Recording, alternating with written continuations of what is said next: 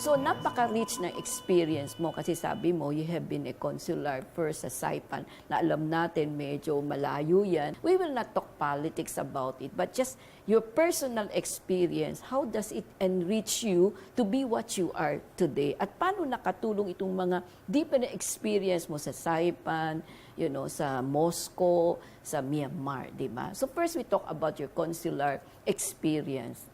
The bulk of my consular experience was actually sa Saipan. Okay. No, kasi it was a consulate general.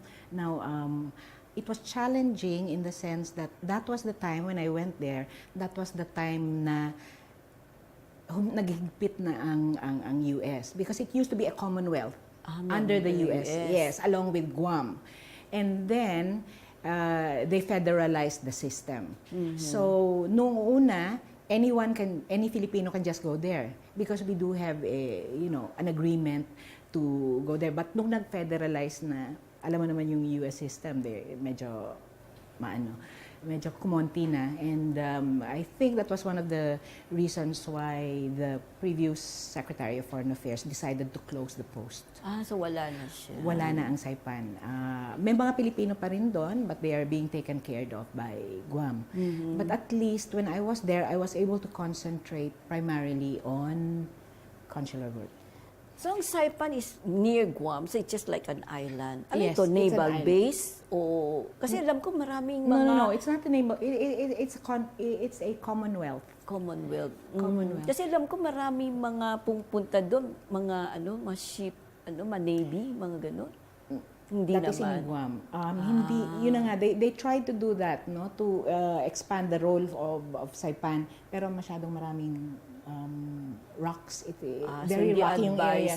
So they oo. wanted to develop it as a port, pero hindi pwede, especially for Ilan big taon ships. po kayo doon sa Saipan?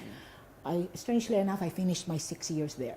Wow, 6 years. Yeah. Hindi kayo nalungkot doon kasi isang kalaban bilang isang career o foreign service mga pinapadala natin. Isang kalaban dito yung lungkot, 'di ba? Yeah. So you must be able to love your job kasi karamihan niya ang gusto nila, karamihan pag dream of being posted sa Washington, sa Paris, sa Geneva. Oh yeah, the sexy posts. Well, tapos ngayon, ikaw pinadala ka sa Saipan na hindi naman ito ang purse mo, di ba? No.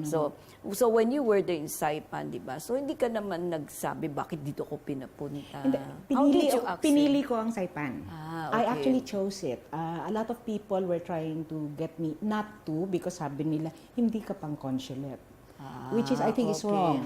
Because as foreign service officer, you're supposed to be well-rounded. Yes, tama. I chose it precisely because I did not have any consular experience. That was when I discovered na I do have a certain common touch. With people. people. I can talk to them and develop some sort of rapport. That is something I would never have experienced in any of the maybe other As an ambassador, mas limitation na. May limitations kasi ang what we call the diplomatic as opposed to the consular posts. But nonetheless, for me, there is no distinction because you continue to do, for instance, economic work and all that. So the things you do in an embassy, you also do in a consular post. It just so happens that a consular post is maybe there are more Filipinos, so you get to deal more with more Filipinos. My experience in Saipan helped me because when I came from Saipan back to the Department of Foreign Affairs, I was assigned to the Office of the Undersecretary for Migrant Workers Affairs. Okay. So doon naman, I was able to learn assistance to nationals and all that because I had already experienced it firsthand. I think that's the biggest challenge kasi for all of the foreign service officers sa Department of Foreign Affairs. You have to be aware that you're constantly learning. Okay, you're constantly learning, constantly finding out new things and trying to adjust to how to handle all of these things. So from Saipan, saan po kayo tumuloy? Nagbalik kayo sa Pilipinas. Yes. Saan kayo na-assign na ulit doon? Dito na po. Okay. Pero na-mention mo a while earlier, bago dito sa Laos, kasi sa part 2 nating pag-usapan yan, you love the post in Moscow. Diba? Yes, it's what you call a primarily diplomatic post. I loved it in the sense that nahahasa kasi yung, how do I say it? Your strategic analytical skills.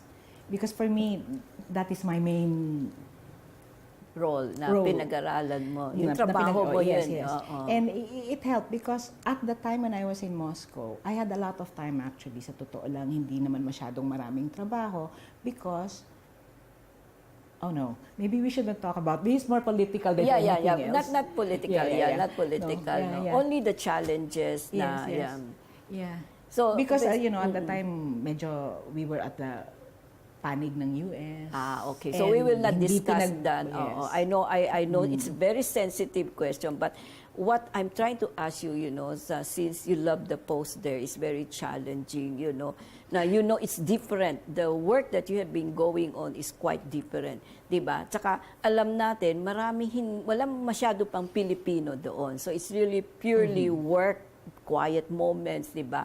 So ito yung isang episode na kakaiba, 'di ba? But it enrich you, no? Yes, As a person. yes. Kasi kakaiba from, 'di ba, from Moscow to Saipan, iba-ibang nakukuha mo.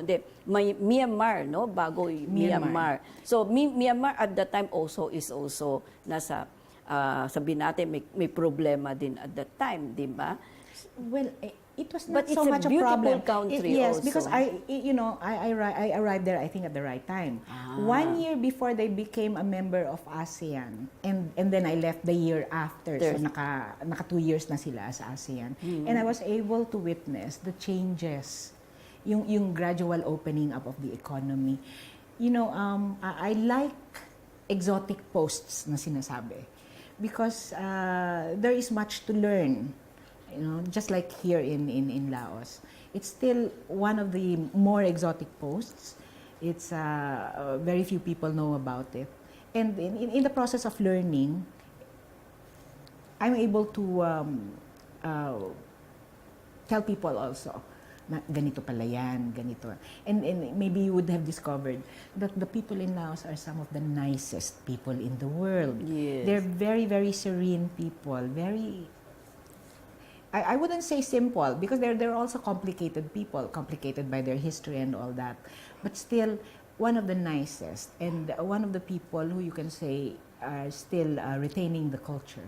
Yeah, here in Laos. But in Myanmar, because that will be your first assignment, no? Myanmar. Yes. Myanmar is also, so, I think there is a similarity. You go to Myanmar and they still wear their long jeans. Yeah, hanggang ngayon. Yes, hanggang no? ngayon.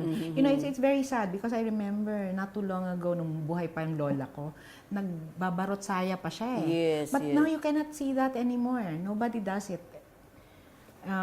Hopefully they will continue here. There's a problem there. I noticed our national dress is very expensive. Yeah. Okay? Here, they're already beginning to say that they can buy material cheaper imported from China. They're beginning to do that. And although they realize that they have to maintain their culture, in a sense, you cannot stop people from saying, this is all I can afford.